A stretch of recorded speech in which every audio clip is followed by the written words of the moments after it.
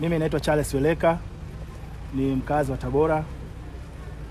Mnamo siku ya Ijumaa nilikuwa na drive gari, natoka ofisini naenda nyumbani. Kwa bahati mbaya sana nikawa nimepata ajali, na walitokea raia wema wakanisaidia. Lakini katika ajali ile nilipata shida ya mguu wa kulia.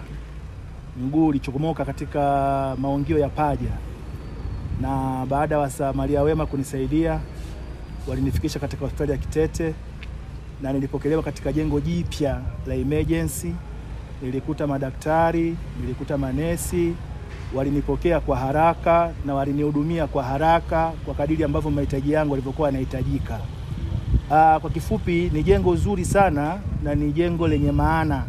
Yaani lina maana halisi ya emergency, kwa sababu immediately baada ya kufika nimesaidiwa vizuri kwa haraka kwa kadiri jengo lenyewe linavyojieleza la emergency. Kwa hiyo nilipata huduma ya haraka, niliweza kunyooshwa mguu wangu ukarudi katika njia yake kawaida, na matibabu mengine nilikuwa na sehemu ambazo nilikuwa nimechanika, zilishonwa kwa haraka sana bila hata kuchelewa. Na baada ya hapo nilielekezwa kupelekwa wodini, na nashukuru Mungu hivi leo ninavyotoa maelezo haya nimeruhusiwa kuondoka, naelekea nyumbani.